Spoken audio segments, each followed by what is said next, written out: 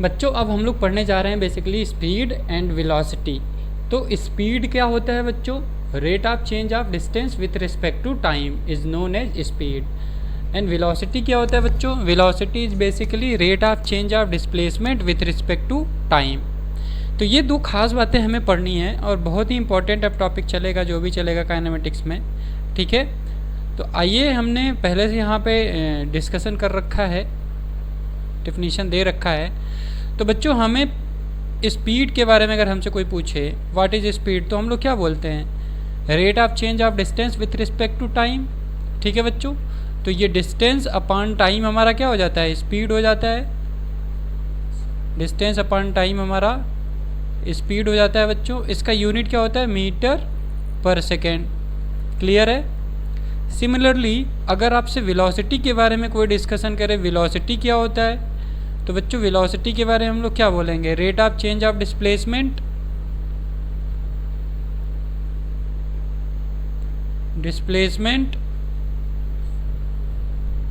With respect to time. इसका भी unit बच्चों कितना होता है? मीटर पर सेकेंड। क्लियर है? तो ये बेसिक चीज़ है जिसको हमने ऑलरेडी पढ़ रखा है 9th क्लास में, स्पीड क्या होता है, वेलोसिटी क्या होता है, ठीक है बच्चों। बट क्लास 11 में बहुत ही ज़्यादा डीप स्टडी करना होता है इसके बारे में। तो जनरली हम लोग अब पढ़ेंगे types of speed and types of velocity. तो सबसे पहले हम बात करते हैं स्पीड की। तो बच्चों स्पीड का कितने तरह का स्पीड हो सकता है? तो जनरली हम लोग जैसे रियल लाइफ में देखते हैं, तो जनरली हम जब भी बात करते हैं हमेशा एवरेज स्पीड के बारे में बात करते हैं। जैसे मान लो हमने बोला कि हम स्कूल से आज घर आए, आधे घंटे में आए, है ना। लेकिन जिस भी तरीके से हम आ रहे थे, हो सकता है पैदल आ रहे हों, हो सकता है साइकिल से आ रहे हों, हो सकता है बस से आ रहे हों, हो सकता है ट्रेन से आ रहे हों, है ना, या हो सकता है अपनी पर्सनल कार से आ रहे हों, ठीक है बच्चों। तो हम लोग बोलते क्या हैं कि भाई घर से मान लो स्कूल 10 किलोमीटर दूर रहा हो, तो हम बोलते हैं यार हमने आधे घंटे में 10 किलोमीटर कवर किया। दैट मीन्स कि हमारी जो स्पीड रही वो 10 डिवाइडेड बाई 30 यानी कि 0.5 अगर हावर करते हैं तो ये हमारा आ जाएगा कि भाई हमने 20 किलोमीटर पर हावर हमने कवर किया अपना डिस्टेंस, ठीक है। तो 20 किलोमीटर पर आवर की बात हो गई यहाँ पे। लेकिन अगर हमारे दिमाग में एक सवाल आए कि भाई हमने 20 किलोमीटर पर आवर था तो हमारी गाड़ी हमेशा चल नहीं रही थी, कहीं पे 60 भी हुई होगी, कहीं पे 30 भी हुई होगी, कहीं ट्रैफिक मिल गया होगा तो ट्रैफिक में भाई 0 भी हो गया होगा।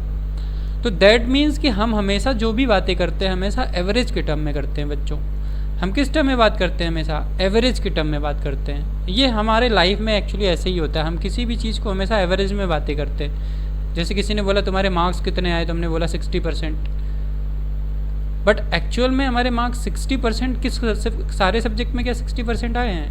नहीं आया ना। तो हमने क्या किया, जितने भी सब्जेक्ट थे सबका टोटल किया, उसके बाद में क्या किया, होल नंबर जितने भी टोटल मार्क्स थे हमने डिवाइड कर दिया, इनटू 100 कर दिया। तो हम अपने लाइफ में हमेशा किसकी बात करते हैं? एवरेज के बारे में बात करते हैं। और कभी कभी हम लोग इंस्टेंटेनियस के बारे में बात करते हैं। सपोज कि अगर हम लोग अपने कार से चल रहे हैं या बाइक से चल रहे हैं, तो पर्टिकुलर टाइम पे हमने देखा यार हमारी जो स्पीडोमीटर वो दिखा रहा है हम लोग 80 किलोमीटर पर आवर जा रहे हैं, है ना। तो वो किसी एक पर्टिकुलर टाइम पे हमारा होता है, कंटिन्यू हम 80 किलोमीटर पर आवर नहीं जाते हैं। तो ये हमारे लाइफ में जो होता है उसी चीज़ को हम लोग बेसिकली जो हमारा डेली लाइफ में जितनी भी घटनाएं घटती हैं, फिजिक्स उसी का नाम है बेसिकली, उसी के बारे में हम लोग पढ़ते हैं यहाँ पे फिजिक्स में। और पता नहीं क्यों लोग बोलते हैं कि फ़िज़िक्स बहुत टफ़ है। हमको तो आज तक समझ में नहीं आया कि ऐसा लोग क्यों बोलते हैं कि फ़िज़िक्स बहुत टफ़ है, जबकि आप सबको पता है कि जितने भी एक्टिविटी हमारे लाइफ में हो रही है सारी की सारी फिजिकल एक्टिविटी होती है, अगर केमिकल और बायोलॉजिकल छोड़ दें, है ना। जैसे हम लोग चल रहे होते हैं तो हमारे पैरों और सरफेस के बीच में क्या लगता है बच्चों? फ्रिक्शन लगता है, जिसकी वजह से हम फॉरवर्ड डायरेक्शन में मूव करते हैं। लेकिन ये बातें कम लोग रिकॉग्नाइज करते हैं, जो करते हैं अच्छे से करते हैं उनको बहुत आसान लगता है फिजिक्स, ठीक है बच्चों।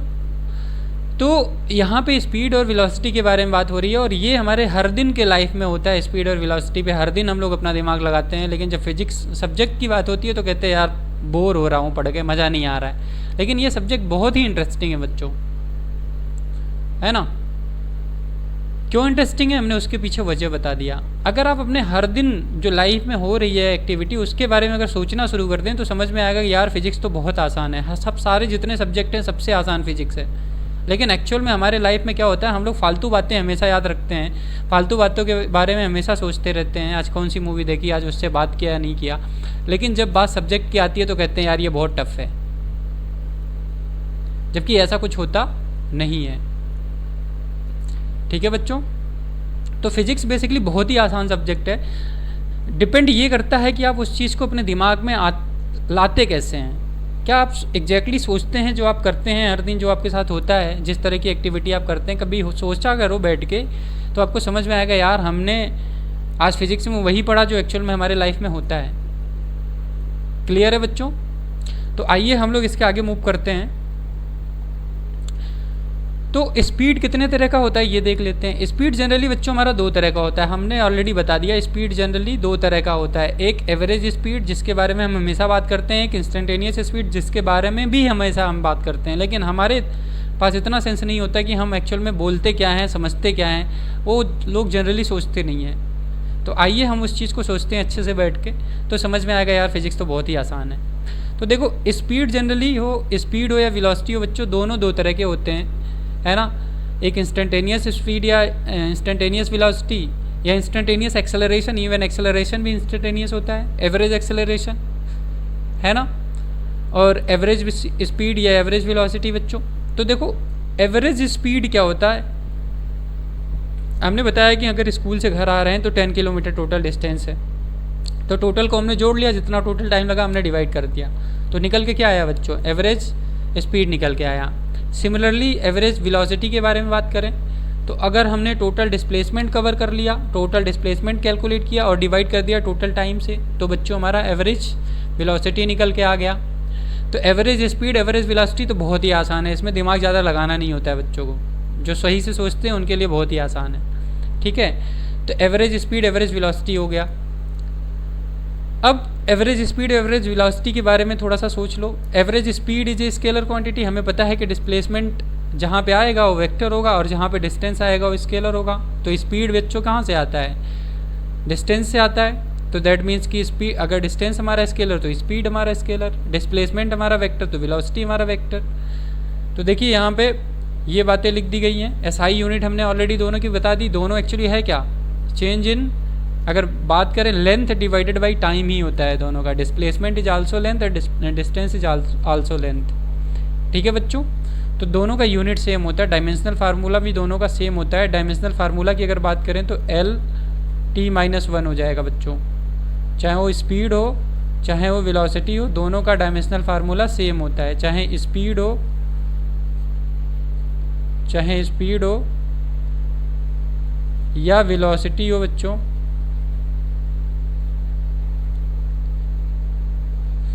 दोनों का डायमेंशनल फार्मूला LT-1 ही आना है। ठीक है, यूनिट दोनों का सेम है। आगे बात करते हैं, अगर कोई मूविंग ऑब्जेक्ट हो, एक इंटरवल ऑफ टाइम के बारे में हम लोग स्टडी करना चाहें तो क्या क्या हो सकता है। देखिए average speed can be many valued function but average velocity would be always single valued function. ये क्या होता है भाई, सिंगल वैल्यूड फंक्शन क्या है, और स्पीड तो भाई मेनी वैल्यूड फंक्शन हो सकता है, लेकिन एवरेज वेलोसिटी वही सिंगल वैल्यूड फंक्शन हो सकता है। ये क्या होता है आगे सब समझेंगे, धीरे धीरे सब समझ में आएगा। Average velocity can be positive, negative, zero, but average speed is always, भाई सिंपल सी बात है, ये लाइन हम क्यों पढ़ रहे हैं, हमने पीछे डिस्टेंस और डिस्प्लेसमेंट के बारे में देखा। डिस्टेंस हमेशा क्या हो सकता है बच्चों, पॉजिटिव होगा, डिस्प्लेसमेंट पॉजिटिव, नेगेटिव, जीरो तीनों हो सकता है। तो भाई वेलोसिटी भी तो तीनों हो सकता है। ठीक है, समझ में आया बच्चों। अब बात आती है इंस्टेंटेनियस स्पीड की। तो देखो हमने डिफरेंशिएशन बेसिक मैथमेटिक्स इसलिए पढ़ा है क्योंकि हमें उन सब चीज़ों का यहाँ पे यूज है। तो ऊपर हमने लिखा है वेलोसिटी या स्पीड के बारे में बात कर रहे हैं। तो बच्चों देखो एवरेज स्पीड के बारे में अगर हम बात करें तो हम लिखते हैं change in distance divided by change in time. और ये जो डेल्टा लगता है ये बिग चेंज का, मतलब ये बड़ा चेंज दिखाता है हमेशा। ठीक है, जैसे 2, 4, 5, 10, 20, 50, इस तरह का चेंज, तो उसे हम लोग डेल्टा से रिप्रेजेंट कर देते हैं। ठीक है, तो ये बच्चों एवरेज स्पीड है। ये क्या है? Average speed. एवरेज स्पीड है बच्चों ये हमारा। क्लियर है? ये एवरेज स्पीड है। किसी ने बोला भाई अगर हमें इंस्टेंटेनियस स्पीड निकालना है तो हम क्या करेंगे? तो बहुत ही सिंपल है। इंस्टेंटेनियस स्पीड का मतलब किसी भी एक पर्टिकुलर टाइम पे हमारा स्पीड कितना है। पर्टिकुलर टाइम का मतलब हो सकता है 0.01 सेकंड के लिए भी हो सकता है, 0.1 सेकंड के लिए भी हो सकता है, 0.001 सेकंड के लिए भी हो सकता है। सपोज हम कार से जा रहे हैं, सडनली हमारा ऐसे देखा हमने, यार हम तो 120 किलोमीटर पर आवर से जा रहे हैं, तो बच्चों हमने क्या देखा actually? That was instantaneous speed. Clear है? हम कैसे निकाल सकते हैं? इसके इस्तेमाल से हम लोग बोलते हैं भाई हम इसको कन्वर्ट कर सकते हैं किस में बच्चों? इसको हम इंस्टेंटेनियस स्पीड में कन्वर्ट कर सकते हैं। कैसे? देखिए हम क्या करें, एवरेज स्पीड में अगर डेल्टा टी को टेंड कर दें बच्चों किधर की ओर? 0 की ओर, तो हमारा एवरेज स्पीड जो होगा इंस्टेंटेनियस स्पीड में कन्वर्ट हो जाएगा। तो यहाँ पे हम लोग लिमिट शब्द यूज करते हैं। डेल्टा टी बच्चों अगर टेंड हो रहा होता है 0 की तरफ टेंड होने का मतलब समय बहुत ही छोटा हो। हमने जैसे बताया 0.01 है ना बच्चों, सेकेंड की बात अगर हो तो हम इसको लिख सकते हैं delta D upon delta T. ये क्या है बच्चों? Change in distance, change in distance, और ये चेंज इन टाइम है बच्चों। तो इसको हम लोग क्या लिख सकते हैं? इसको दरअसल हम लोग इस तरह से लिख देते हैं। अब यहाँ पे थोड़ा सा पंगा हो जाएगा क्योंकि दोनों क्वांटिटी सेम आ जाएंगी, तो इसलिए हम लोग बच्चों एस से इसे रिप्रेजेंट कर देते हैं। एस से, एस फॉर डिस्टेंस। ठीक है बच्चों, तो इसको हम लोग लिखेंगे D S upon D T. और अगर याद हो आपको स्ट्रेट लाइन में हमने बताया था स्लोप क्या होता है, तो that is slope D s by d T. किसी भी पॉइंट पे हम लोग अगर टेंजेंट ड्रॉ कर देते हैं किसी स्लोप पे, तो हमारा क्या कहलाता है बच्चों? स्लोप कहलाता है। ठीक है, तो ये टेंजेंट का ही basically equation d s by d t. तो इसको हम लोग इस चीज़ को हम लोग बच्चों बोल देते हैं इंस्टेंटेनियस स्पीड। क्या बोलते हैं इस चीज़ को? Instantaneous speed. ठीक है, जैसे मान लो अगर एक ग्राफ बना हो ऐसे, और ये बच्चों डिस्टेंस और टाइम के बीच में ग्राफ हो, और इस तरह से कुछ ग्राफ हो हमारा जा रहा होगा। ये हमारा डिस्टेंस है यानी कि एस है, ये मान लो एस है बच्चों, और ये टाइम है। ठीक है, और किसी पर्टिकुलर टाइम पे हमें बोला गया अच्छा अब इंस्टेंटेनियस स्पीड ज़रा बता दो। तो यहाँ पे मान लो एक टाइम t1 हमने बोल दिया, t1 पे बता दो भैया इंस्टेंटेनियस स्पीड कितना होगा। तो हमने क्या किया बच्चों? t1 पे एक ऐसे टेंजेंट ड्रॉ कर दिया, और ये टेंजेंट क्या देता है? स्लोप देता है। इसको हम लिख देंगे भाई ये D s by d T है t1 पे। ठीक है बच्चों, तो हमने क्या कैलकुलेट कर लिया? इंस्टेंटेनियस स्पीड कैलकुलेट किया इससे। ठीक है, आई होप आपको ये बात समझ में आया होगा। ठीक है बच्चों, अब बात आती है इंस्टेंटेनियस वेलोसिटी की। तो देखो एवरेज वेलोसिटी के बारे में हमने ऊपर देखा था। एवरेज वेलोसिटी का मतलब change in displacement divided by change in time. ये बच्चों एवरेज वेलोसिटी हमारा आया था। ठीक है, एवरेज वेलोसिटी को अगर हम लोग फिर से क्या करें, इसमें डेल्टा टी को अगर हम लोग इस डेल्टा टी को अगर टेंड करवा दे बच्चों 0 की ओर, तो हमारा क्या आ जाएगा? Instantaneous velocity. फिर से ये इंस्टेंटेनियस आ जाएगा, इंस्टेंटेनियस वेलोसिटी आ जाएगा बच्चों। अगर समय हम टेंड करवा दे 0 की ओर तो इंस्टेंटेनियस वेलोसिटी हमारा आ जाता है। ठीक है, तो हम क्या करेंगे, यहाँ पे फिर से लिमिट ले लेंगे बच्चों। डेल्टा टी को हम फिर से टेंड करवा देंगे 0 की ओर, और ये delta S by change in displacement upon change in time है। तो ये बच्चों हमारा जो एवरेज वेलोसिटी था वो हमारा कन्वर्ट हो जाएगा इंस्टेंटेनियस वेलोसिटी में, और ये हो जाएगा D S upon D T. इसको हम लोग इंस्टेंटेनियस वेलोसिटी के नाम से लिखते हैं बच्चों। ये बात समझ में आया आपको? ग्राफिकल मेथड भी इसका एज इट इज़ होगा जैसे हमने ऊपर दिया है। मान लो ये बच्चों डिस्प्लेसमेंट है हमारा, और ये टाइम है, ये हमारा ओरिजिन है, और ग्राफ कुछ इस तरह से ऐसे मान लो हो। ठीक है, आपसे अगर किसी ने पूछा भाई साहब हमें फिर से T1 पे बता दो, ये फिर से हमारा बच्चों T1 है, ये ग्राफ इस तरह से कुछ ऐसे गया हो, है ना बच्चों। तो फिर से अगर आपको बोला जाए कि भाई इसमें हमें क्या करना है, इंस्टेंटेनियस वेलोसिटी निकालना है, तो फिर से T1 पे हम जाएंगे और यहाँ पे एक ऐसे टच करता हुआ एक टेंजेंट ड्रॉ कर देंगे, स्लोप, इसे स्लोप बोलते हैं हम लोग, ठीक है बच्चों। तो ये आ जाएगा हमारा ds/dt, दैट मीन्स कि इंस्टेंटेनियस वेलोसिटी आ जाएगा बच्चों। ये आगे प्रोसेस हम अच्छे से समझेंगे, जब ग्राफ वगैरह मस्त समझ में आ जाएगा तो हम सारी चीज़ें निकालेंगे ग्राफिकल मेथड से, ठीक है बच्चों। अभी हम बेसिकली यहाँ पे कॉन्सेप्ट पे डिस्कशन कर रहे हैं, ठीक है।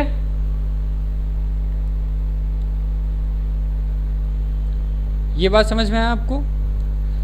तो इस तरह से हम लोग क्या फाइंड आउट कर सकते हैं, इंस्टेंटेनियस स्पीड या इंस्टेंटेनियस वेलोसिटी। इंस्टेंटेनियस स्पीड क्या होता है, इंस्टेंटेनियस वेलोसिटी क्या होता है। इंस्टेंटेनियस स्पीड का मतलब स्पीड किसी एक पर्टिकुलर टाइम पे, जब समय की वैल्यू बहुत ही कम हो। जैसे हमने बताया कि अगर हम बाइक ड्राइव कर रहे हैं और सडनली हमने स्पीडोमीटर में देखा, स्पीडोमीटर में अगर सडनली देखा तो हमने देखा भाई साहब हमारा तो 50 किलोमीटर पर आवर आ रहा है, लेकिन थोड़ी देर बाद देखते हैं वो चेंज हो जाता है। तो दैट मीन्स कि हमने जो वैल्यू देखी थी स्पीड की या वेलोसिटी की, है ना, वो हमारा इंस्टेंटेनियस वैल्यू था बच्चों, वो कांस्टेंट नहीं रहा। क्लियर है। तो आई होप आपको इंस्टेंटेनियस स्पीड, इंस्टेंटेनियस वेलोसिटी समझ में आ गया होगा। आगे इसमें कुछ इंपॉर्टेंट बातें लिखी हुई है, उसको समझते हैं बच्चों। मैग्नीट्यूड ऑफ एवरेज वेलोसिटी, देखो मैग्नीट्यूड ऑफ एवरेज वेलोसिटी, बात समझिएगा ध्यान से। मैग्नीट्यूड ऑफ एवरेज वेलोसिटी यानी कि वेलोसिटी, एवरेज वेलोसिटी की नहीं, एवरेज वेलोसिटी के मैग्नीट्यूड के बारे में बात हो रही है। An average speed may not be equal, समझ में आ रहा है कुछ कुछ। जैसे देखो ये जो लाइन हमने दिया है ये हो गया इंस्टेंटेनियस वैल्यू, ये इंस्टेंटेनियस वेलोसिटी है, और ये बच्चों इंस्टेंटेनियस स्पीड। और अगर हम पीछे बात करें तो ये बच्चों हमारा एवरेज वेलोसिटी और ये बच्चों हमारा एवरेज स्पीड, है ना। बोला क्या गया है कि मॉड ऑफ एवरेज, अगर यहाँ पे हमने ऐसे मॉड लगा दिया बच्चों, मॉड ऑफ एवरेज स्पीड और mod of average velocity and speed, कौन सी, एवरेज स्पीड, ये इक्वल हो भी सकते हैं, इक्वल नहीं भी हो सकते हैं। बात समझना, बड़ा दिमाग लगाने वाली बात है, इस पे सवाल बनते हैं, पूछ लेते हैं बहुत ही सिंपल से सवाल। बोला गया है मैग्नीट्यूड ऑफ एवरेज वेलोसिटी और एवरेज स्पीड इक्वल हो भी सकते हैं, नहीं भी हो सकते हैं, मे नॉट बी इक्वल।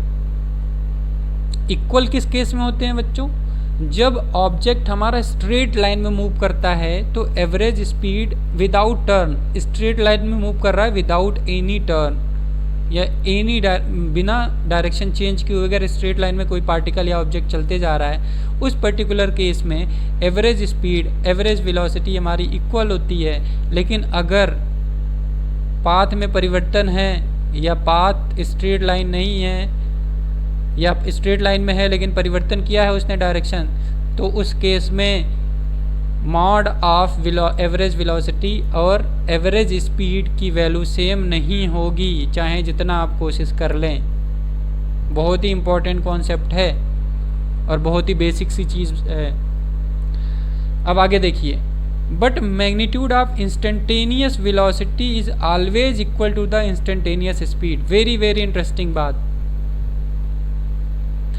भाई। मैग्नीट्यूड, जैसे हमने बोला हम बाइक चलाते हुए जा रहे थे, मान लो उत्तर दिशा में जा रहे हैं, ठीक है, या किसी भी दिशा में जा रहे हैं, कैसे भी मूव कर रहे हैं, उस पर्टिकुलर टाइम पे हमने देखा कि भाई हमारी कार जो है 40 किलोमीटर पर आवर से है, मान लो हमने टर्न लिया 40 किलोमीटर पर आवर से हमें दिखा एक पर्टिकुलर इंस्टेंट ऑफ टाइम पे, तो हमने बोल दिया ये वेलोसिटी है, क्योंकि उसमें डायरेक्शन भी हमने इन्वॉल्व कर रखा है। लेकिन अगर उसी पर्टिकुलर टाइम पे हम स्पीड की भी बारे में बात करेंगे बच्चों, तो दोनों का मैग्नीट्यूड इक्वल आएगा, अलग अलग नहीं होगा, सेम मैग्नीट्यूड होगा बच्चों।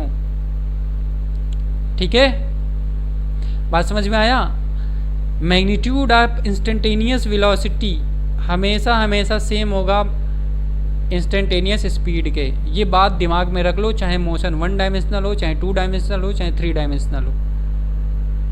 ठीक है, कैसा भी मोशन हो, इम्पॉर्टेंट चीज़ है। इस पे प्रॉब्लम्स पूछे जाते हैं असर्शन और रीजनिंग टाइप के। ठीक है, ये ऑप्शनल टाइप के छोटे मोटे सवाल बना सकते हैं, बहुत ही इंटरेस्टिंग। बहुत सारे बच्चे फंस जाते हैं ऐसे सवालों में, जिनकी बुद्धि नहीं काम करती है, जिनको सेंस नहीं होता इन सब बातों को समझने का। ठीक है,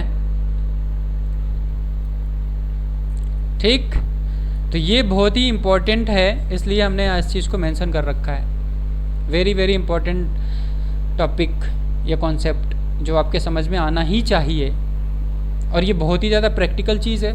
जैसे हमने समझाया ऐसे समझ लीजिए, कभी याद करने की रिक्वायरमेंट ही नहीं है इन सब चीज़ों को। बस दिमाग में वो बात जब पूछे कोई तो समझ में आना चाहिए कि हाँ यार इसका मतलब क्या है। ठीक है, आइए न्यूमेरिकल देखते हैं। कुछ बोला है बच्चों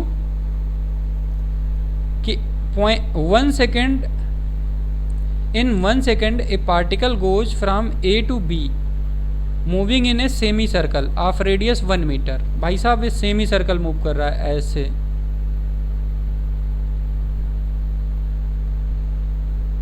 ठीक है। मान लो ये सेमी सर्कल है, मान लो ये ए हो गया और ये बी हो गया।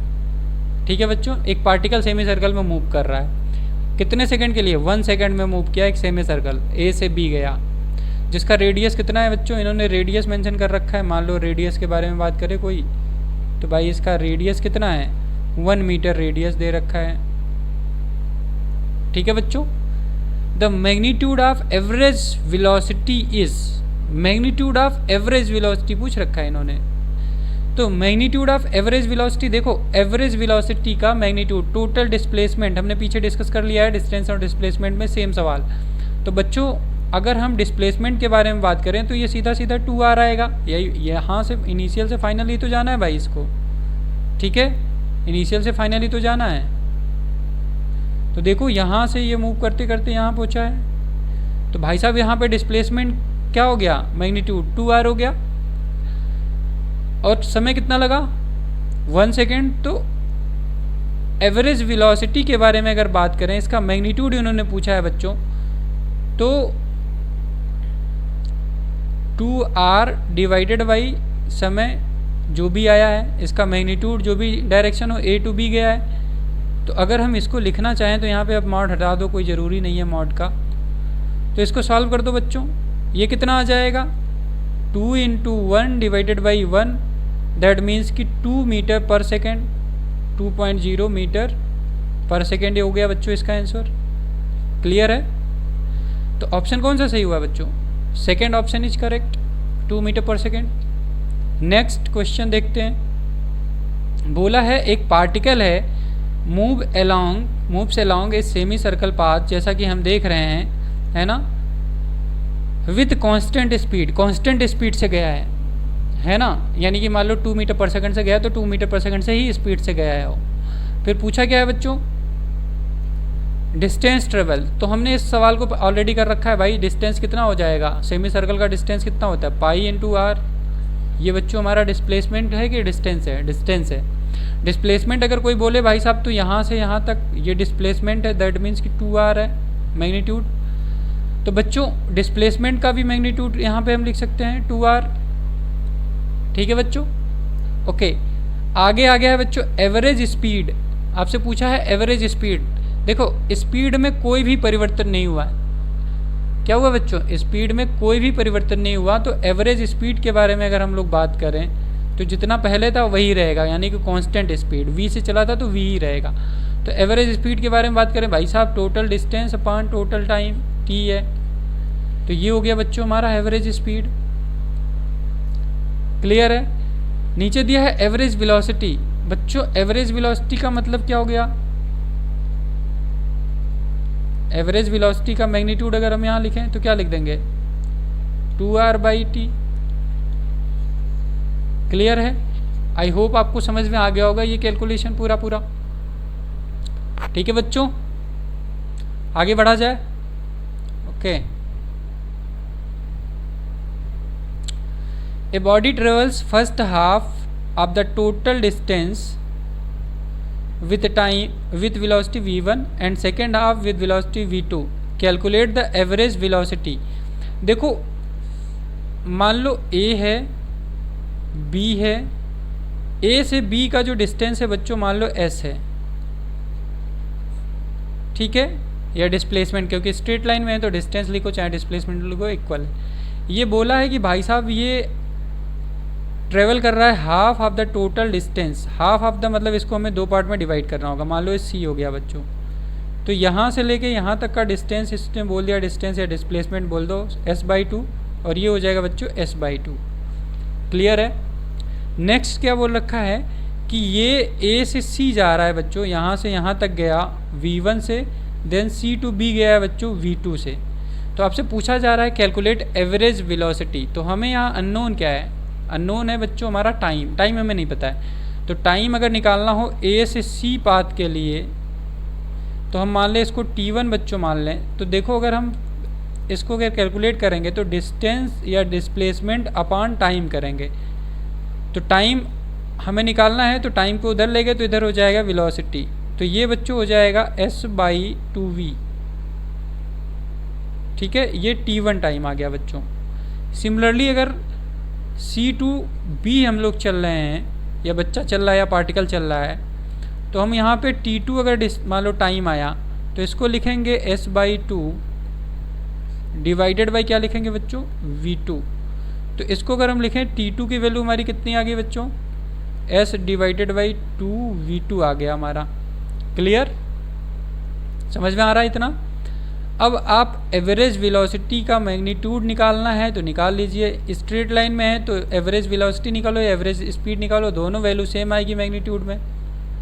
ठीक है, तो अगर हम इसको लिखें बच्चों तो क्या लिखेंगे, total distance upon total time, यानी कि t1 प्लस t2। तो बच्चों अगर यहाँ पे इसको हम लोग बोलें कैलकुलेट करने के लिए तो हम क्या लिखेंगे, s/s/2v1 प्लस s/2v2 बच्चों हो जाएगा। यानी कि अगर s कॉमन ले लें और कैंसिल आउट कर दें तो ये हमारा जो फैक्टर है ये हो जाएगा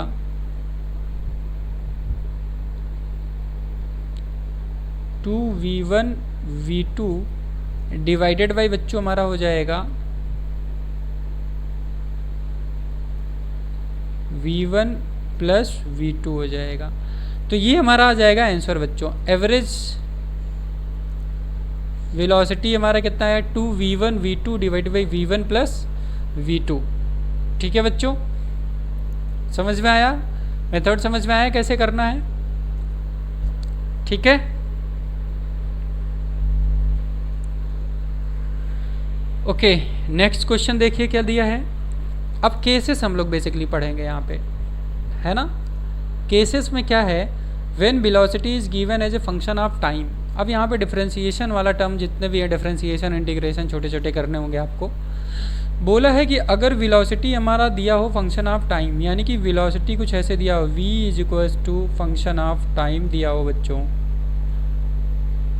तो अब डिफरेंट पैरामीटर्स आपको कैलकुलेट करने हैं इससे। ठीक है, इस तरह से अगर इक्वेशन दिया हो तो देखिए पहला सवाल क्या है बच्चों। पहला सवाल इन्होंने दिया है v is to 10 plus 2t plus 3t square. बोला है find displacement of particle from origin of time 1 second if it is given that displacement is 20 meter at time t is equals to 0 second. तो देखो पहला अगर हम calculation perform करें, इसको दो पार्ट में डिवाइड कर देते हैं हम लोग बच्चों। तो पहला अगर हम लोग कैलकुलेशन करें तो देखो स्पीड को या वेलोसिटी को हम लोग क्या लिख सकते हैं, वेलोसिटी दिया गया है तो वेलोसिटी को ऐसे लिख सकते हैं ds/dt लिख सकते हैं बच्चों हम लोग। ठीक है, और इसको अगर हम लिखें तो ये हमारा आएगा 3t स्क्वायर प्लस 2t बच्चों है प्लस 10 है। ठीक है, ये इक्वेशन दिया गया है बच्चों। हमें डिस्प्लेसमेंट फाइंड आउट करना है तो ds की वैल्यू हम लिख देंगे यहाँ से 3t square plus 2t plus 10 into dt लिख देंगे बच्चों। क्लियर है? अब आप बड़े आराम से इस चीज़ को कैलकुलेट कर सकते हैं। कैसे? अब आपको इंटीग्रेशन करना होगा बच्चों। इंटीग्रेशन करिए। अब यहाँ से हम थोड़ा सा कलर चेंज कर दें ताकि आपको समझ में आए। इंटीग्रेशन करना है बच्चों। तो अगर हम समय यहाँ पे t की वैल्यू 0 रखेंगे बच्चों, तो यहाँ पे देखो जब समय 0 था तो इसका लिमिट हम क्या रख दें, 20 रख दें, 20 मीटर। और मान लो 1 सेकंड के लिए हमें पूछा है कि 1 सेकंड तक अगर चला तो कितना आएगा। तो यहाँ पे अपर लिमिट हमारा 1 हो गया। अब हमें s निकालना है, यानी कि डिस्प्लेसमेंट ही फाइंड आउट करना है। तो इसको अगर हम लोग इंटीग्रेट कर दो तो ये बच्चों आएगा s minus 20 metre is equals to, bracket में अगर हम इंटीग्रेशन देखें इसका, तो बच्चों इसका इंटीग्रेशन आएगा 3t क्यूब बाई 3, यानी 3 से 3 कैंसिल आउट हो जाएगा। ये हो जाएगा बच्चों 3t क्यूब प्लस इसका आएगा 2t स्क्वायर बाई 2। तो बच्चों 2 से 2 कैंसिल हो जाएगा, ये हो जाएगा t स्क्वायर प्लस ये हो जाएगा बच्चों 10t, ये हो जाएगा 10t। ठीक है बच्चों, तो ये हो गया 10t और ये हमारा 0 और ये हमारा 1 सेकेंड। तो इसको अगर हम फर्दर सॉल्व करें देखो तो ये आएगा s minus 20 metre is equals to, अगर हम 1 सेकेंड रख दें, टाइम सब जगह 0 रखेंगे 0 आएगा, तो ये हो जाएगा बच्चों 1 का स्क्वायर प्लस 1 का क्यूब प्लस 2 का क्यूब प्लस 10 इंटू 1, बाकी माइनस में आ जाएगा 0, इतना मीटर आएगा इधर। तो बच्चों अगर s के बारे में हम लोग लिखना चाहें, इधर कितना आएगा 1 1 और 10, तो ये बच्चों 12 आ जाएगा और 20 उधर जाएगा, तो ये हो जाएगा हमारा 32 मीटर आ जाएगा बच्चों। ठीक है, यानी कि 1 सेकेंड में इसने कितना डिस्प्लेसमेंट कवर किया बच्चों, 32 मीटर। ठीक है, मेथड समझ में आया आपको? ओके, आगे देखिए बच्चों, पूछा है एक्सेलरेशन टाइम इक्वेशन। तो अभी हम लोग एक्सेलरेशन पे डिस्कशन नहीं किए हैं, तो इस पर्टिकुलर सवाल को यहाँ पे हम लोग ड्रॉप कर देते हैं। ठीक है, ये हम आगे जब एक्सेलरेशन पढ़ लेंगे तो इसको हम लोग कर लेंगे, और बहुत ही आसान है, कुछ करना नहीं है। हमें क्या करना है बच्चों, इसी इक्वेशन को एक बार एक्सेलरेशन देखो अगर हमें निकालना हो तो हम कर देते हैं यहाँ पे एक्सेलरेशन। अगर हम इसको डिफ्रेंशिएट कर दें बच्चों एक बार वेलोसिटी को विथ रिस्पेक्ट टू टाइम, तो ये हमारा आ जाता है एक्सेलरेशन। तो एक्सेलरेशन अगर हमें निकालना है तो 10 का डिफ्रेंशिएशन, t की वैल्यू यहाँ पे t की पावर 0 है, तो ये हो जाएगा हमारा 0 और ये हो जाएगा बच्चों 6t प्लस 2 आ जाएगा। तो ये हमारा एक्सेलरेशन और टाइम के बीच में रिलेशन आ गया बच्चों। ठीक है, ये आप लोग कर सकते हैं, बहुत ही बेसिक डिफ्रेंशिएशन है जो हमने बहुत पहले देख रखा है बेसिक मैथमेटिक्स में। ठीक है बच्चों, अब हम लोग देखते हैं कुछ स्पेसिमेन प्रॉब्लम। तब जब हमारा इक्वेशन ऑफ डिस्प्लेसमेंट दिया हुआ है, जैसे इस पे यहाँ पे दिया है कि इक्वेशन टाइम के रिस्पेक्ट में चेंज हो रहा है, तो इसके हेल्प से अगर स्पीड वगैरह में फाइंड आउट करना हो तो कैसे निकालते हैं। तो आइए देखते हैं हम इस एग्जांपल के हेल्प से कैसे फाइंड आउट करेंगे जो भी क्वेश्चन में पूछा रहेगा। तो देखो इसमें x इज इक्वल्स टू दिया है बच्चों 2t माइनस 2, ये एक्चुअल में डिस्प्लेसमेंट का इक्वेशन है। आपसे पूछा गया है average speed up to 4 second. तो बच्चों अगर डिस्प्लेसमेंट दिया है, हमको डिस्टेंस निकालना है, तो हम क्या करते हैं, इस तरफ मॉड लगा देते हैं यहाँ से। ठीक है, मॉड लगा देंगे तो अब जो हमारी x की वैल्यू आएगी बेसिकली वो क्या आएगी, डिस्टेंस आएगी। क्लियर है, टाइम की अगर अलग अलग आप वैल्यू रखोगे तो अब डिस्प्लेसमेंट की जगह डिस्टेंस आपको मिलेगा। तो बच्चों अगर t की वैल्यू हम लोग 0 रख दें, यानी कि 0 सेकेंड पे चेक करें कि x की वैल्यू क्या रही होगी, तो हमें समझ में आएगा कि भाई देखो कहाँ से स्टार्ट हुआ है। तो देखो करते हैं -2, दैट मीन्स कि ये 2 मीटर आया है बच्चों। ठीक है, यानी कि जब समय 0 रहा होगा तो इसने डिस्टेंस कितना कवर किया था उस समय, 2 मीटर। आगे देखिए अगर t की वैल्यू 1 सेकेंड हम रख दें तो x की वैल्यू बच्चों कितनी आएगी, यानी कि डिस्टेंस कितना आएगा 2 into 1 minus 2 that will be equal to 0। यानी कि ये जब समय 0 सेकेंड रहा हो तो ये अगर एक्स एक्सिस के बारे में बात करें तो -2 डिस्टेंस ओरिजिन से पीछे रहा होगा, यानी कि निगेटिव एक्स एक्सिस पे था 2 यूनिट के डिस्टेंस पे, यानी कि 2 मीटर के डिस्टेंस पे। क्लियर है? यहाँ पे यूनिट तो नहीं दिया है तो हम लोग यहाँ पे मीटर नहीं लिख सकते हैं बच्चों, क्योंकि यूनिट मेंशन नहीं किया गया है। और अगर सेकंड दिया है तो हम लोग मीटर लिख सकते हैं अपने तरफ से, है ना। तो अपन लोग इसे कंसीडर कर लेते हैं, ये मान लो मीटर होगा। क्लियर है बच्चों? अब हम लोग क्या कर सकते हैं, 4 सेकेंड रख दे अगर यहाँ पे टाइम की वैल्यू 4 सेकेंड, तो देखते हैं डिस्टेंस कितनी आती है। तो यहाँ पे लिखेंगे 2 into 4 minus 2 that will be equal to बच्चों 6 मीटर आया हमारा। तो किसी ने कहा अच्छा भैया टोटल डिस्टेंस बता दो। तो टोटल अगर बच्चों हम लोग डिस्टेंस कवर करने जाएंगे तो यहाँ से लिखेंगे 2 मीटर प्लस 0 प्लस 6 मीटर। तो बच्चों टोटल डिस्टेंस हमारा कितना आ गया, 8 मीटर आ गया पूरे जर्नी का। यानी कि 0 से 4 सेकेंड तक इसने 8 मीटर कवर किया था बच्चों। अब टोटल टाइम के बारे में बात करें तो टोटल टाइम हमारा 4 सेकेंड है। तो सवाल में हमसे पूछा है एवरेज स्पीड। तो बच्चों एवरेज स्पीड का मतलब होता है total distance upon total time. तो टोटल डिस्टेंस बच्चों कितना है, 8 metre divide by total time 4 second. तो बच्चों आंसर क्या आया, 2 मीटर पर सेकेंड की स्पीड से ये चल रहा होगा। यानी कि एवरेज स्पीड कितनी है पार्टिकल की या ऑब्जेक्ट की बच्चों, 2 मीटर पर सेकेंड है। तो ये मेथड आपको अच्छे से समझ में आना चाहिए, जैसे समझाया गया एज इट इज़ माइंड में रखिए, है ना। यहाँ पे हमने बेसिकली कोई पूछ सकता है सर 0 रखे 1 सेकेंड रखे डायरेक्ट 4 सेकेंड रख दे। तो बच्चों ये हमने 0 इसलिए रखा ताकि हमें ये पता चल सके कि भाई 0 पे ये कहाँ, जब समय 0 था तो ये पार्टिकल था कहाँ, ठीक है। और 1 सेकेंड पे हमने पता कर लिया कि कहाँ पहुँचा होगा। फिर हमने सोचा कि भाई अब तो ये पॉजिटिव एक्स एक्सिस पे जा रहा है तो सीधे डायरेक्ट 4 सेकेंड रख दिया। क्लियर है बच्चों? तो इस तरह से हम लोग कैलकुलेट कर सकते हैं जब इक्वेशन ऑफ डिस्प्लेसमेंट दिया हो किसी भी फंक्शन, यानी कि टाइम के रिस्पेक्ट में पीछे दिया हुआ था, वेरी कर रहा था, तो हम लोग एवरेज स्पीड इस तरह से निकाल सकते हैं, ठीक है। नेक्स्ट इसमें बी केस देखो क्या है, when velocity is given as a function of time. तो बच्चों मान लो ऐसे वेलोसिटी दिया हो फंक्शन ऑफ टाइम, इस तरह से ft हमने मान लिया, है ना।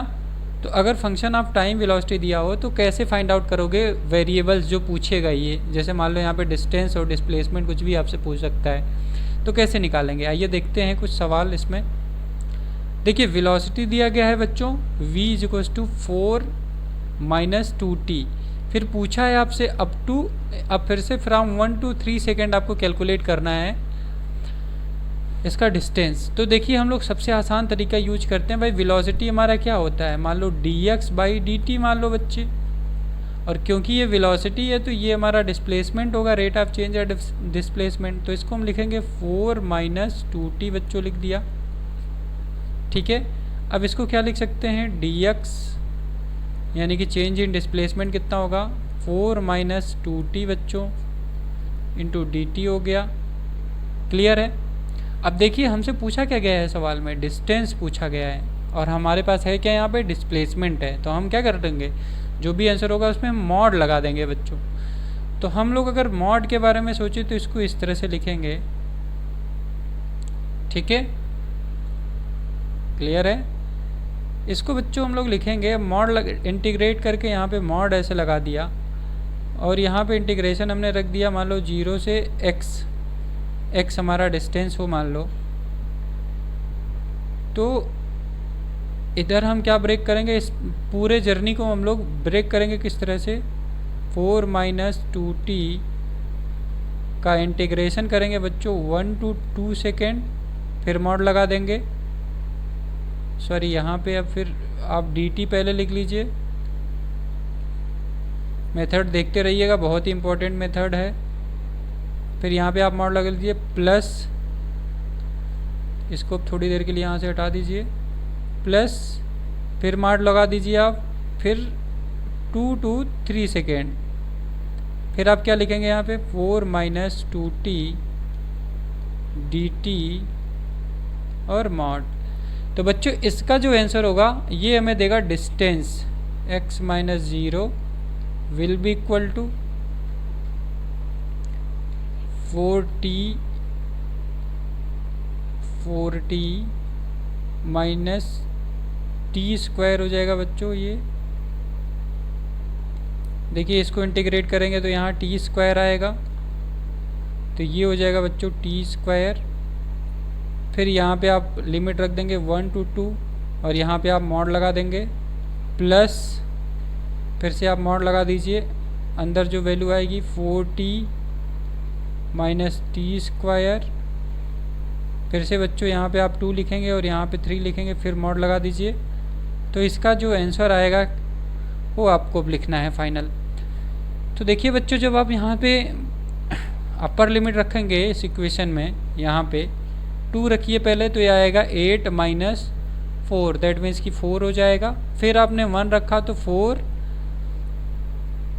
और फिर 1 आएगा तो दैट मीन्स कि 3, 4 माइनस 3 दैट मीन्स कि यहाँ 1 मीटर आया, प्लस इसको आपने कैलकुलेट किया टोटल तो 1 मीटर आया। अब सिमिलरली इसको जो आप कैलकुलेट करेंगे तो ये 12 माइनस 9 3 हो गया, और ये फिर से 8 माइनस 4, देखिए ज़रा 8 माइनस 4, ये बचेगा 4, 3 माइनस 4 बच्चों आ जाएगा हमारा -1 और मॉड लगा देंगे तो फिर से ये 1 मीटर। तो बच्चों जो टोटल डिस्टेंस यहाँ पे हो रहा है, x की वैल्यू हमारी आ रही है 2 metre. Very very important concept हमने डिस्कस किया कि अगर इस तरह से इक्वेशंस दिए हों और आपको डिस्टेंस की वैल्यू पूछी जाए तो कैसे फाइंड आउट करेंगे आप, है ना। तो पूरा ये मेथड है आपका, जिस तरह से आपको फॉलो करना होगा। क्लियर है बच्चों। आइए एक और एग्जांपल करते हैं। एक और केस है हमारा, केस 2 देखते हैं। When velocity is given as a function of x। बच्चों इन्होंने दिया है velocity is given as a function of x, इस तरह से दिया हो अगर, तो आप क्या करेंगे। इसमें देखिए एक सवाल हमने यहाँ पे और दे रखा है, v is equals to x square है बच्चों। पूछा है कि रिलेशन बिटवीन डिस्टेंस यानी कि x एंड t, आपको यहाँ पे x और t के बीच में आपको रिलेशन फाइंड आउट करना है। तो चलिए करते हैं। मान लीजिए वेलोसिटी को dx बाई dt अगर आप लोग मेंशन करना चाह रहे हैं और ये हो जाएगा एक्स स्क्वायर, तो बच्चों इसको हम लिखें अगर तो dx by x square is equals to dt लिखेंगे बच्चों यहाँ से हम, ठीक है। अब फिर से ये वेलोसिटी दिया है, x के बारे में मेंशन नहीं किया है कि डिस्टेंस है या डिस्प्लेसमेंट है, तो इसको एज इट इज सॉल्व करेंगे। अब यहाँ पे हम लोग क्या करेंगे बच्चों, इंटीग्रेशन परफॉर्म करेंगे, ठीक है। अब देखिए यहाँ पे दिया है कि जब समय 0 था तो x की वैल्यू 1 मीटर थी बच्चों। तो समय अगर यहाँ पे हमने 0 रख दिया तो x की वैल्यू क्या हो जाएगी, 1 हो जाएगी, ठीक है बच्चों। और यहाँ पे अगर जब समय t रख दें तो ये मान लो x आ रहा है हमारा, ठीक है, क्योंकि जनरल हमें इक्वेशन फाइंड आउट करना है यहाँ से। तो इसको जब आप लोग सॉल्व करने जाएंगे तो ये आएगा 1 minus x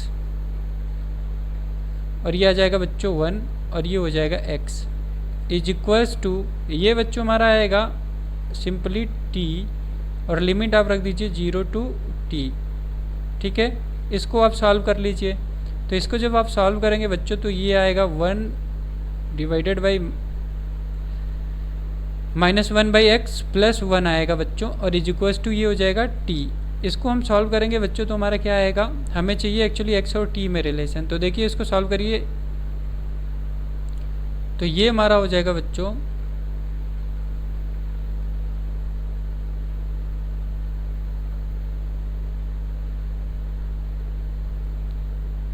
one divided by 1 minus T आएगा बच्चों। ये हमारा रिलेशन आया टाइम और x के बीच में, ठीक है। तो ये सब ऐसे छोटे छोटे सवाल आपको बनाने आने चाहिए, क्योंकि इन्हीं सवालों के हेल्प से आप अच्छे प्रॉब्लम सॉल्व कर सकते हैं, ठीक है। बहुत ही अच्छा सवाल है ये।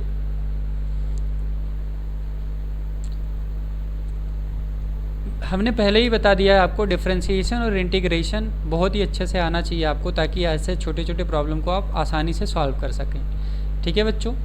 आगे देखिए क्या दिया गया है, क्वेश्चन नंबर 8 है हमारा। एक particle travels half of the distance of a straight line journey with speed 6 metre. मान लो ये स्ट्रेट लाइन जर्नी है बच्चों, ए है और ये बी है, ए से बी मान लीजिए जाना है आपको। तो बोला है आधा डिस्टेंस, यानी कि अगर टोटल डिस्टेंस बच्चों एस हो तो s/2 डिस्टेंस ये कवर कर रहा हो बच्चों 6 मीटर पर सेकेंड से। ठीक है, आगे देखिए सवाल में क्या दिया गया है, remaining part of the distance is covered with 2 metre पर second for half of the time of remaining journey. मान लो रिमेनिंग जर्नी टी टाइम में अगर बच्चों कवर कर रहा हो तो इसका आधा समय यहाँ से यहाँ तक मान लो t/2 लगा है बच्चों, ये आधा जर्नी कर रहा है कवर, ये आधा जर्नी बच्चों कर रहा है 2 मीटर पर सेकंड से कवर। टोटल टाइम अगर आधे जर्नी का t लगा तो t/2 टाइम के लिए बच्चों 2 मीटर पर सेकंड से चला, फिर t/2 टाइम के लिए आगे ये 4 मीटर पर सेकंड से चला बच्चों। ठीक है, पूछा है आपसे the average speed of the particle कितना होगा, average speed of the particle. तो सबसे पहले हम लोग इसको मान लें c मान लें बीच में, तो सबसे पहले बच्चों C to B जर्नी हम लोग देखेंगे, क्योंकि आधे आधे टाइम का अगर हम लोग एवरेज वैल्यू निकालना चाहें तो यहाँ पे एवरेज वैल्यू आ जाएगा बच्चों। सबसे पहले स्पीड का ये हो जाएगा v2 मान लो प्लस v3 मान लो डिवाइडेड बाई 2 हो जाएगा बच्चों। अगर यहाँ से यहाँ तक मान लो ये आधा डिस्टेंस चला v2 स्पीड से, फिर आधा स्पीड चला बच्चों v3 स्पीड से आधा टाइम के लिए, तो इसका जो एवरेज वैल्यू आएगा बच्चों 2 + 4/2 आएगा बच्चों, ये आ जाएगा 3 मीटर पर सेकेंड के स्पीड से चला ये आधा डिस्टेंस, सॉरी आधा टाइम। ठीक है बच्चों, अब क्या था, अब आपको टोटल जर्नी देखना है, यानी कि आपने यहाँ से यहाँ तक A से C to B आपने निकाला तो एवरेज स्पीड आ गया आपका 3 मीटर पर सेकेंड। अब आपको पूरी जर्नी देखनी है, A to B देखना है बच्चों। तो A to B देखो, अगर यहाँ से यहाँ तक जर्नी देखो आप, तो ये आ गया जनरली आपका मान लो V1 से चला है, और इधर का पूरा आपने यहाँ से यहाँ तक कैलकुलेट कर लिया, अभी V एवरेज मान लिया एक।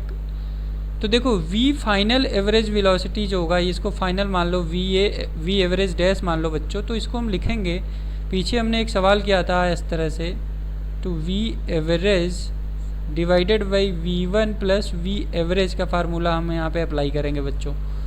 हाफ ऑफ डिस्टेंस, अब देखो हाफ ऑफ डिस्टेंस कैसे चल रहा है, हाफ डिस्टेंस चल रहा है s/2 डिस्टेंस V1 से चल रहा है, और आधी डिस्टेंस किससे चल रहा है, V एवरेज से चल रहा है बच्चों। तो इसको अगर हम लोग सॉल्व करेंगे तो क्या लिख देंगे यहाँ पे 2 इंटू क्या है देखिए 6 इंटू 3 डिवाइडेड बाई बच्चों कितना है 6 + 3 है बच्चों, तो ये 9 आ जाएगा और ये 18 आ जाएगा, यानी कि 36 डिवाइडेड बाई 9। तो 36 डिवाइडेड बाई 9 V एवरेज की वैल्यू है हमारी, फाइनल जो वैल्यू आएगी 36 डिवाइडेड बाई 9 आएगा बच्चों, और इसकी जो वैल्यू आ गई हमारी ये 4 मीटर पर सेकेंड आ जाएगा। क्लियर है बच्चों, यानी कि ये जो पूरी जर्नी है A to B, ये हमारा 4 मीटर पर सेकेंड एवरेज स्पीड से ट्रेवल किया गया। ठीक है बच्चों, इस पूरे मोशन को हम लोग 2 पार्ट में डिवाइड करेंगे, A to B, A to C and C to B। Clear है, तो C to B पहले हम लोग क्या करेंगे, एवरेज वेलोसिटी निकाल लेंगे, क्योंकि आधे आधे टाइम के लिए ये 2 मीटर पर सेकंड से फिर 4 मीटर पर सेकंड से चला है। इस केस में एवरेज वैल्यू निकालते हैं तो हमारा V एवरेज आता है बच्चों V2 + V3 डिवाइडेड बाई 2। ठीक है, क्लियर है। और पूरी जर्नी के लिए देखेंगे तो पीछे जो हमने एक फार्मूला डिस्कस किया था कि आधे डिस्टेंस के लिए V1 वेलोसिटी से चला, फिर आधे डिस्टेंस के लिए V2 वेलोसिटी से चला, तो बताओ फाइनल एवरेज स्पीड कितना आया, या सॉरी एवरेज वेलोसिटी कितना आएगा 2V1 V2 divided by V1 + V2, जैसे हमने पीछे एक सवाल में किया था, तो वही कॉन्सेप्ट हमने लास्ट में लगा दिया A to B। क्लियर, अगला सवाल देखते हैं बच्चों।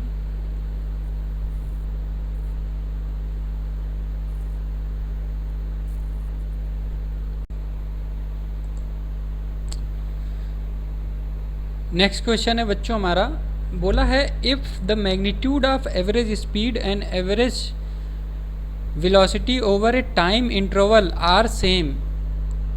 ठीक है, इसके बारे में हमने ऑलरेडी डिस्कस कर लिया है बच्चों कि किस केस में एवरेज स्पीड और एवरेज वेलोसिटी का मैग्नीट्यूड सेम होता है। बच्चों जब हमारा पार्टिकल स्ट्रेट लाइन में मूव करता है बिना घूमे बिना टर्न हुए, तो उस केस में हमारा एवरेज स्पीड और एवरेज वेलोसिटी का मैग्नीट्यूड बराबर होता है। ठीक है, क्योंकि उसी केस में हमारा डिस्प्लेसमेंट का मैग्नीट्यूड बराबर हो रहा था डिस्टेंस के मैग्नीट्यूड के। क्लियर है बच्चों? तो देखिए इसमें ऑप्शंस कौन कौन से दिए हैं। The speed must move with zero acceleration, बिल्कुल गलत। The particle must move with non zero acceleration, acceleration के बारे में भी हमने डिस्कशन ही नहीं करना है। The particle must be at rest, बिल्कुल गलत। The particle must move in straight line without turning back, बिल्कुल सही आंसर। तो फोर्थ ऑप्शन हमारा करेक्ट होगा बच्चों। अगला सवाल देखिए क्या दिया गया है। एक ऑब्जेक्ट है जो मूव कर रहा है और जिसकी स्पीड जो है वो वेरिएबल है। ठीक है, स्पीड क्या है बच्चों? स्पीड का मैग्नीट्यूड ही चेंज हो रहा है लगातार। तो स्पीड का मैग्नीट्यूड अगर चेंज हो रहा है तो इसका वेलोसिटी क्या होगा बच्चों? लगातार परिवर्तन होगा ही होगा, क्योंकि स्पीड का चेंज होना इसका मतलब कि मैग्नीट्यूड यानी कि डिस्टेंस का चेंज होना यानी कि डिस्प्लेसमेंट का भी चेंज होना ही है। क्लियर है? तो यहाँ पे वेलोसिटी मस्ट बी वेरिएबल होना चाहिए बच्चों। तो देखिए कौन सा ऑप्शन सही हो सकता है। Its velocity may be zero, its velocity must be variable, it's acceleration में भी जीरो, इट्स वेलोसिटी में भी कांस्टेंट। तो देखो हमारा स्पीड का अगर मैग्नीट्यूड चेंज हो रहा है बच्चों, वेरिएबल है, तो दैट मीन्स कि हमारा जो वेलोसिटी है वो मस्ट बी वेरिएबल होना चाहिए, यानी कि सेकेंड ऑप्शन इसका करेक्ट है। ठीक है बच्चों, आइए अगला सवाल देखते हैं। बोला है कि पोजीशन ऑफ ए पार्टिकल जो कि मूव कर रहा है एक्स दिशा में, दिया गया है x is equal to 10t minus 2t square. बोला है कि टाइम बताओ जब पार्टिकल रेस्ट पे होगा। तो बच्चों क्या करेंगे, सिंपल हमारा x की वैल्यू दिया है इन्होंने 10t माइनस 2t स्क्वायर दिया है बच्चों। अब हमें देखो पोजीशन दिया गया है और पूछ रहा है कि रेस्ट पे होगा कब, ये बताओ। तो बच्चों हम क्या करें, पहले वेलोसिटी तो निकाल लें। तो वेलोसिटी अगर लिखना होगा तो हम क्या करेंगे, dx बाई dt कर देंगे बच्चों, डिफरेंशिएट करेंगे rate of change of position. तो ये हो जाएगा बच्चों 10 माइनस 4t। अब हमें टाइम बताना है तब जब पार्टिकल रेस्ट पे हो। तो रेस्ट पे होने के लिए वेलोसिटी क्या होना चाहिए बच्चों, जीरो होना चाहिए। दैट मीन्स कि 10 माइनस 4t की वैल्यू क्या होनी चाहिए बच्चों, जीरो होनी चाहिए। दैट मीन्स कि t इज इक्वल टू होना चाहिए 10 डिवाइडेड बाई 4 सेकेंड। अगर इसको सॉल्व करेंगे बच्चों तो ये आएगा 2.5 सेकेंड। दैट मीन्स कि समय जब 2.5 सेकेंड होगा तो बच्चों पार्टिकल हमारा रेस्ट पे होगा, है ना। यानी कि 2.5 सेकेंड बाद हो सकता है पार्टिकल अपना डायरेक्शन ऑफ मोशन चेंज कर ले। क्लियर है बच्चों? और बिना रुके स्ट्रेट लाइन जब मोशन होता है तो कोई पार्टिकल अपना बिना रुके क्या करता है, डायरेक्शन चेंज नहीं करता।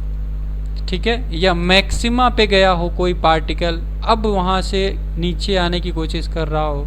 ठीक है, ऐसे हमने प्रोजेक्टाइल फेंक दिया, मैक्सिमम हाइट पे पहुँच गया, तो अब जब उसने अपना टर्न किया डायरेक्शन तो उस पर्टिकुलर टाइम पे भी वेलोसिटी जीरो होने की संभावना है। क्लियर है बच्चों? तो ये प्रोजेक्टाइल वगैरह आगे हम लोग देखेंगे। आइए हम लोग अगला सवाल करते हैं बच्चों।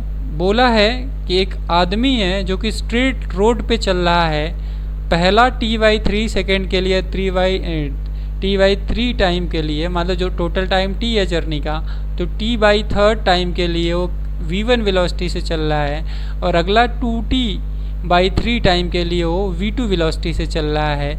तो उसका मीन स्पीड यानी कि एवरेज स्पीड बताना है बच्चों, कितना होगा। तो देखिए ज़रा, अगर मान लीजिए ये हमारा पाथ हो स्ट्रेट लाइन, और मान लीजिए पार्टिकल टोटल टाइम t लगा रहा है a से b तक जाने के लिए बच्चों, तो t/3 सेकेंड के लिए या t/3 टाइम के लिए, हमें पता नहीं है सेकेंड है क्या है, मान लो t/3 के लिए ये v1 वेलोसिटी या v1 स्पीड से चला, और अगला 2t/3 टाइम जो है उसको इसने कवर किया कितने वेलोसिटी से बच्चों, कितने स्पीड से, v2 से कवर किया। आपसे पूछ रहा है कि एवरेज स्पीड बता दो कितना होगा। तो एवरेज स्पीड का फार्मूला हमें पता है, टोटल डिस्टेंस मान लो s हो डिवाइडेड बाई टोटल टाइम, तो t आया है। तो टोटल डिस्टेंस निकालना है बच्चों, तो हम पहले ये निकाल लें यहाँ से यहाँ तक डिस्टेंस कितना होगा। तो यहाँ से यहाँ तक डिस्टेंस निकालना है तो v1 इंटू t/3 हो जाएगा, और यहाँ से यहाँ तक अगर डिस्टेंस निकालना है बच्चों, ये मान लो c हो, तो a से c तो हमने v1 t/3 निकाल लिया। सिमिलरली v2 2t/3 हो जाएगा बच्चों हमारा c to b डिस्टेंस। तो इसको अगर हम लोग सॉल्व करने की कोशिश करें तो यहाँ पे लिखेंगे बच्चों v1 t/3 plus 2 v2 t/3 divided by t हो गया बच्चों, t से t कैंसिल हो गया, और v एवरेज की हमारी यहाँ पे जो वैल्यू आएगी बच्चों v1 plus 2 v2 divided by 3 हो जाएगा बच्चों। ये हो जाएगा मीन स्पीड। क्लियर है बच्चों? तो अभी तक हमने डिफरेंट सिचुएशन और डिफरेंट तरह के सवाल किए हैं। सिचुएशन हमने देखा है कि स्पीड या distance as a function of time हो या velocity as a function of time हो, तो फिर फर्दर उसके रिस्पेक्ट में अदर क्वांटिटी को कैसे फाइंड आउट कर सकते हैं। या इस तरह से अगर स्प्लिट पाथ हमारे पास दिया हो, एक डिस्टेंस किसी और वेलोसिटी से चला गया, दूसरा डिस्टेंस किसी और वेलोसिटी से चला गया, तो पूछा जाएगा मीन वेलोसिटी या स्पीड बताओ, तो इस तरह से फॉलो करेंगे। या एवरेज स्पीड दिया हो, एवरेज स्पीड पूछा जाए कि इतने से इतने टाइम के लिए इस वेलोसिटी या स्पीड से चला, फिर इतने से इतने इस स्पीड या वेलोसिटी से चला, तो एवरेज वैल्यू कैलकुलेट करना हो तो कैसे फाइंड आउट करेंगे। ये सारी चीज़ें हमने यहाँ पे देख ली। ठीक है बच्चों? तो अब इसमें आपका एफर्ट की रिक्वायरमेंट है, आप इसको कितने शिद्दत से पढ़ते हैं, बार बार देखते हैं इस वीडियो को, और जितने भी एग्जांपल्स हमने करवाए हैं सारे अच्छे लेवल के एग्जांपल्स हैं, जिससे आपका बेसिक कॉन्सेप्ट और स्टैंडर्ड कॉन्सेप्ट भी क्लियर हो जाएगा आपका। ठीक है बच्चों?